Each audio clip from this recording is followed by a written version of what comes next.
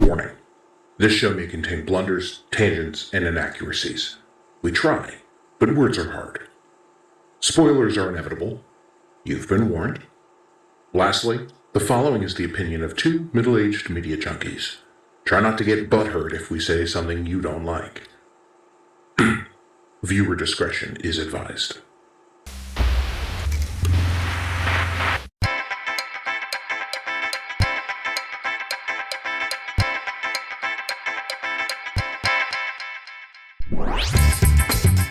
Hello everyone and welcome to SequelCentric. We take a look at follow-ups in media and see how they stack up against their predecessors. I'm Duff and he's the latigo to my jug, Nate. How's it going, Duff? What's up, man? It's good to be back in the studio doing another episode of SequelCentric. Yeah, this movie we're going to be talking about is... I didn't even know it existed until this year. Oh, I'm touched. But not as much as you're going to be. Like, I think just before COVID hit. And its predecessor, Support Your Local Sheriff, I'm very familiar with because of my mother. My mom loves Westerns, John Wayne the Duke, and some Westerns are a little bit too heavy for me, no interest, but because Support Your Local Sheriff is a Western comedy, I enjoyed it quite a bit. And when I found about this pseudo sequel, I mean, it's got a lot of the same actors. It's got a lot of the same DNA and even the same format for the most part. The story's just slightly askew. I was very intrigued, and I had to bring it to the table because I think this might be like a hidden gem. Not everybody may know it, so I wanted to bring it to light. Well, I definitely appreciate you giving it to me anyway, because I had never seen Support Your Local Sheriff. I've not been exposed to Westerns so much as a child or as an adult. No, I'm slow. It's just, you're even slower. My wife has tried to get me into some Clint Eastwood Westerns, some typical spaghetti Westerns, and I just... Pale Rider and stuff. Yeah, to be quite honest, it kind of didn't pique my interest. Yeah. But, seeing as James Garner is really just a comedic kind of guy, I really thoroughly enjoyed Support Your Local Sheriff. And I was excited to see Support Your Local Gunfighter as well. And so, yeah, I didn't hear about it until it was homework for us, but I thoroughly enjoyed both movies. Yeah, like I said, I'm very familiar. I think I've been familiar of Support Your Local Sheriff since I was 13.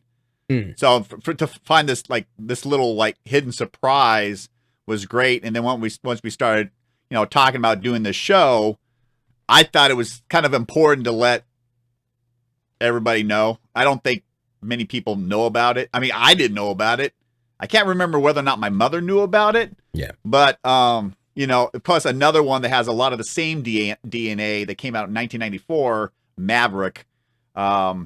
It's a movie from the TV show where James Garner played Maverick, but the movie Maverick, it's got a lot of similarities. I feel a lot of the same DNA that Support Your Local Sheriff and Support Your Local Gunfighter. It does, and I think we're going to have to talk about that a little more in another episode, because I completely agree with you, and I've got a lot to say. Suffice it to say, yes. Gotcha. Before we get to the pros and cons, let's talk about the plots of this movie and its predecessor. Support Your Local Sheriff is a 1969 comedy western directed by Burt Kennedy. It revolves around a man in the Old West who becomes a sheriff just for the pay. Figuring he can decamp if things get tough, and in the end, he uses ingenuity instead. Of course, the man in question is James Garner. He plays Jason, who's just a guy trying to get to Australia. I've got to do my prospecting because basically I'm on my way to Australia. Which is great because he constantly reminds everybody in the town of Callender, Colorado, a mining town. Yeah. I've never made any secret of the fact that basically I'm on my way to Australia. It also reminds you, the viewer, hey, I can at a drop of the hat, I could go to Australia. I'm just passing through it, which is great because he keeps reminding everybody about it. After we're married, no matter how many kids we got, when I say we're off to Australia, we pack up kids and all, and off we go. What do I want to go to Australia for? Because that's where your husband would be, and girls usually go where their husbands are. Yeah, he does actually break that fourth wall and talk to the viewer. Sort of, I guess. I mean, doesn't it go back to the fourth breaking wall was Annie Hall? Yeah. I feel that Smoking the Bandit 1 was the one that broke the fourth wall because I haven't seen Annie Hall, but you said Annie Hall I broke my own rule and Googled it. It happens. See, that was 77, right? That was 77. Yes, that was it was. Oh, it was yes, Ed that's Sheriff. right.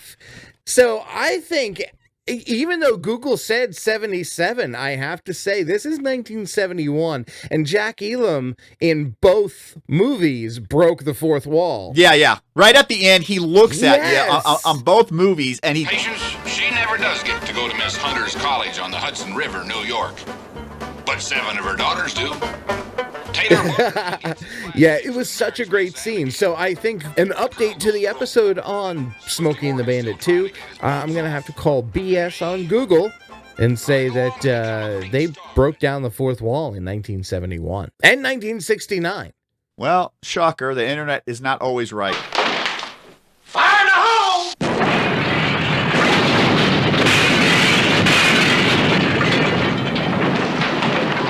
What the hell was that?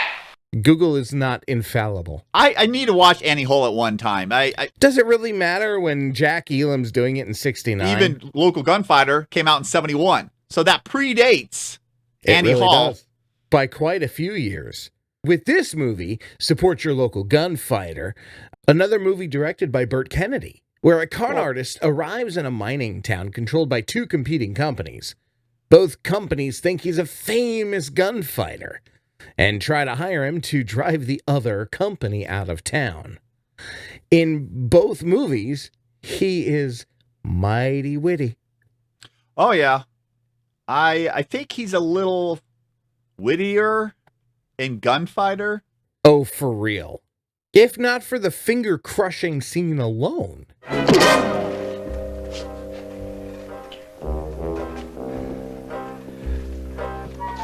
Oh, Miss Jenny, now, awful sorry that a well-brought-up lady like you had to see a crude thing like this. Let's go up to the hotel. We get you some smelling salts. Oh, yeah. Yeah. Poor guy. Oh, that one looked painful. You know, most people are right-handed, and the was it the Colorado kid? It looks like this guy is left-handed. A local gunslinger. This happens to be left-fingered, and Jack Elam's character, Jug May. From the way this fellow's wearing his gun in his holster, looks like he's left-handed. It was his right trigger finger you busted. Miss Jenny, would you turn your head, please? The iron. Yeah. Oh man, please look away. You know, you're just like, and then later on, the gunslinger's talking to the mayor, which is played by Harry Morgan again. Again, Harry Morgan. If I'd known you were going to send this pipsqueak against a man like Swifty Morgan. Now, look, Mr. Barton, I can't help Don't take offense, lad, but after all, you've never killed anybody outside of this county. You're just local stuff. Yeah, I loved Harry Morgan playing Ollie Perkins. That was just, it was great to see him play that character. Especially from his time at MASH. You wouldn't see him playing this kind of role. You stop talking about her. You stop hating her. And you stop dating her. I was just saying, Chad, but I've got a water crisis waiting. Dismissed. Even though both movies predates Harry Morgan playing Colonel Potter in MASH in 1974, you can see a lot of the same traits when when he's yelling and even being calm and stuff. So maybe he kind of pulled from those 2 characters when he played Potter. Yes. So, There may be snow on the roof, but there's fire. Abigail! Have you no shame, woman? certain actors, they're pretty much the same character, in whatever they do. And I'm fine with that because Harry Morgan he's a great actor. He's a gem. Yep. Like this movie.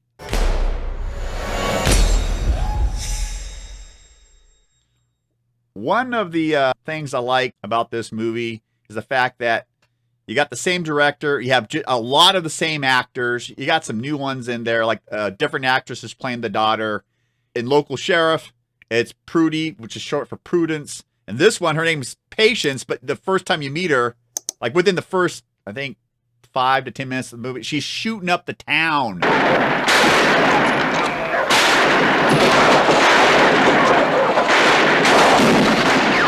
Sidewinder. Your sister's name is Patience. Patience! Stay out of this, Paul! She's even shooting at her dad and her brother, you know, the mayor and everything, you know. Yeah, it's just hilarious. She is wild.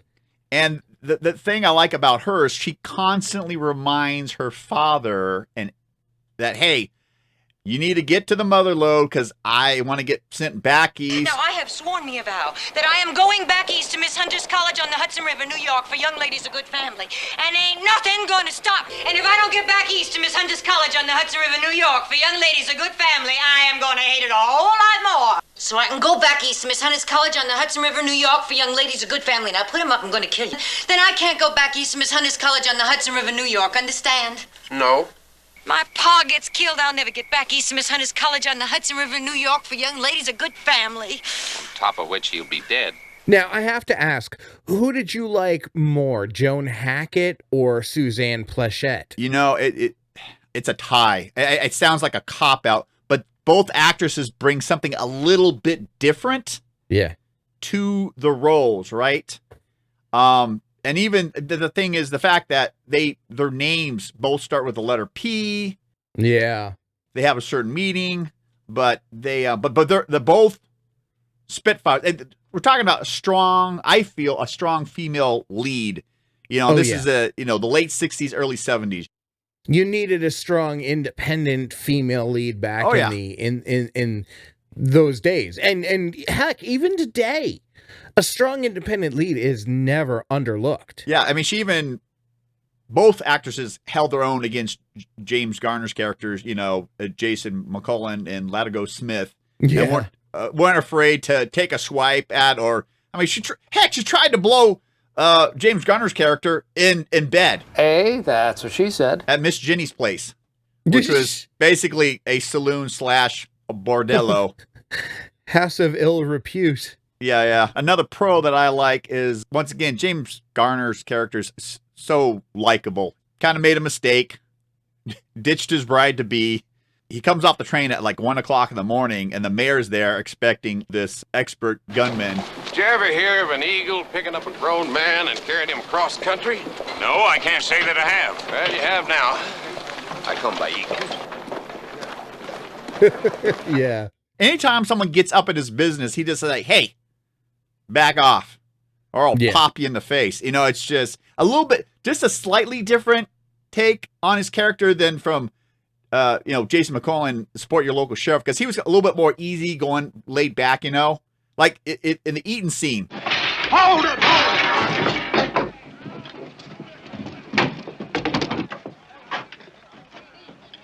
Okay, go ahead on. Yeah, it's just like with Sheriff when they're having the shootout on Main Street. Just hold it.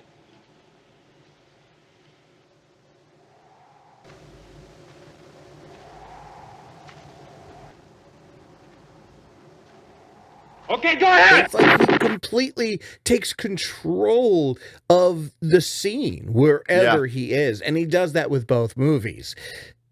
My only con that I can really speak of is I think Jug May's role, played by Jack Elam, I think could have been more. Yes, he's got the lazy eye, but let's face it, Jack Elam was a very talented actor. So I really think they could have given him more riskier gunfighting time on scene.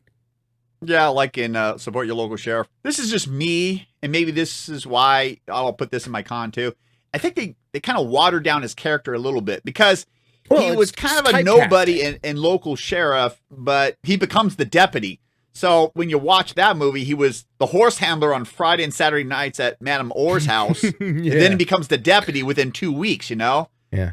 I mean, I would say in this one, in Support Your Local Gunfather, he becomes, dare I say, Latigo Smith's lackey? Yeah, pretty much. And that's why I'm giving it a con. Yeah.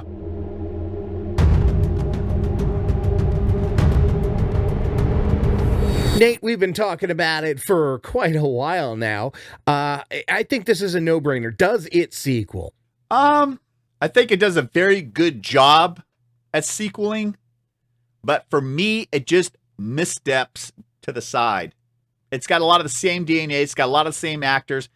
Like I said, with the con, Jack Elam's character's like kind of watered down a bit. I like them so much better in Support Your Local Sheriff, and that's why I feel, for me, it mostly sequels for me. It just sidesteps a bit.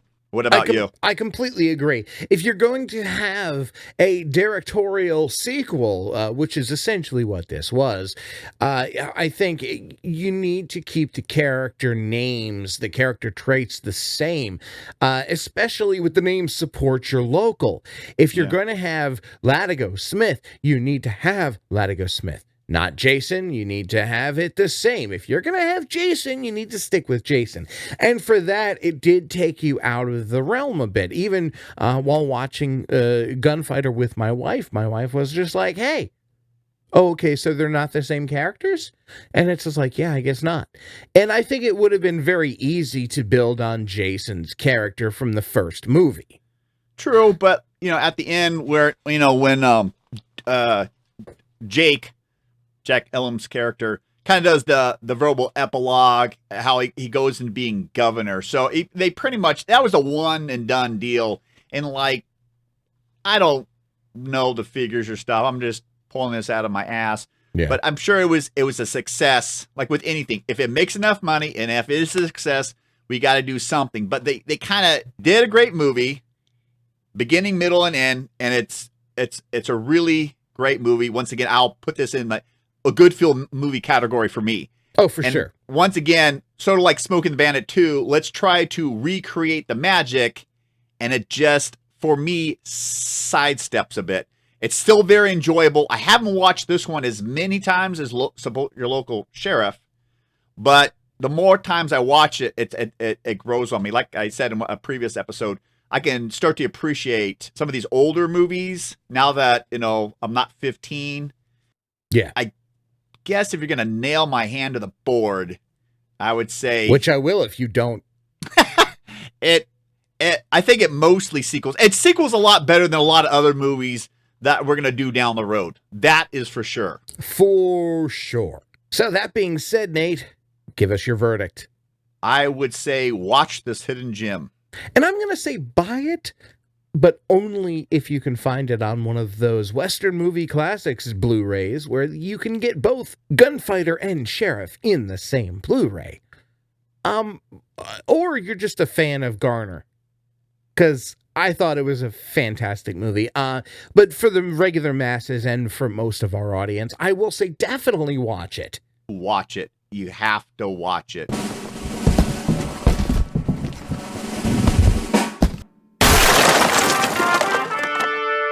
Well, hell, even me, never having heard of Support Your Local Sheriff or anything, I went into this just because I knew it was a movie you liked, and hey, let's talk about it. Okay.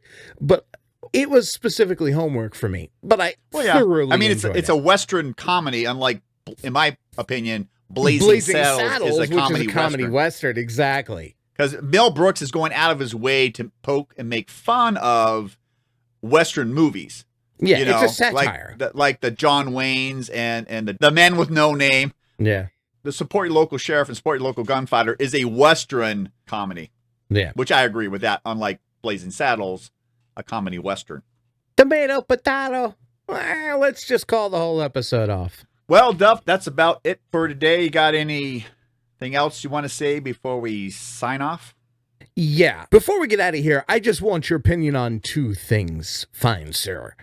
I love Goldie and those lamb chops on Garner. Let me give you some advice, my ugly friend. Well, when you first see that tattoo, like when he goes out and searches for the doc in the middle of the night, it's a mining town, so there's 3 shifts, so the doctor's always up. But he's had to supplement, his income by working on the jackasses. I mean the donkeys, not the drunkards. Yeah. And just the big old I love Goldie tattoo. It's like, something you'd see on a like a Navy person or Marine just before they're heading off to war, you know? The sheer fact that he had too much to drink. It's like that typical, you know, reason to get a tattoo back in the day. Yeah. I think probably my favorite. Yeah, the lamb chops were... That's kissing. More champagne.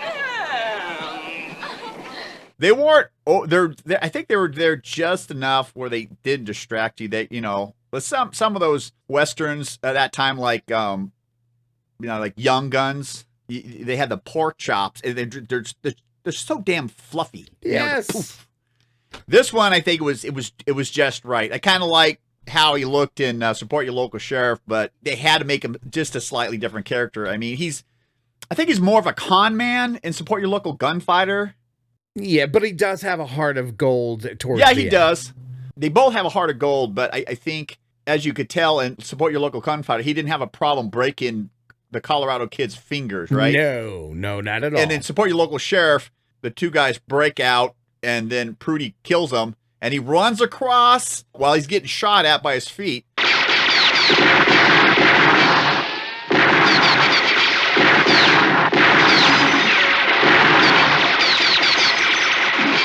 Haven't you ever heard of just wounding somebody? I only know one way to shoot, and that's to kill. I mean, that kind of tells his character right there, right? Yeah. I think his character is like, maybe Macaulay Culkin, like You guys give up, or you're thirsty for more? Home Alone. Like, his intentions are good, but if push comes to shove, he might, you know, throw a paint can at you or something. Yeah, and I think my all-time favorite line of the movie was done by Patience. Oh, now we can get married and have a picnic. Oh, yeah. And that really sums it up. I say go watch it. If you trust our judgment, just go buy it. It's a pretty cheap movie. You can get it at Wally World, I'm sure, or the Target. Ah, keep your shirt on. Your silk shirt. Good one. Going through the bulk bins for $5 DVDs in the last 10 years, I've never seen this movie. It wasn't until I was kind of pining through movies on Amazon Prime where I came across it. Yeah. And because it said support your local gunfighter, I recognized that support your local part right there. I'm like, what? Well, that's fine, but I don't see how that affects. What? Well, that's all I got. What about you, Nate? My interesting tidbit is when I was watching this with my wife, Sandy, when Swifty Morgan finally came to town. Oh, yeah. She's like, the actor both looked familiar, but I couldn't place them. I have just enough Western knowledge to recognize faces when I see them, but not the actor's name. And she knew right away that the actor that plays Swifty Morgan is the same actor that plays the rifleman. Yeah, he was just a weird and creepy looking bald guy. Well, he's a gunslinger. Someone took my name, I got to go gun him down. That's usually how it works. I guess that's all for us this episode. Martha, for the love of heaven, unhinge your jaw and depart. Thanks so much for stepping in, and feel free to give us a like on the video. And until next time, ask yourself this one question. Does it sequel? Thanks for watching SequelCentric. Smack one of them thumbs if you made it through the episode. Click here to subscribe and ring our bell for notifications, and click here to watch another one. You know you want to. Don't do it.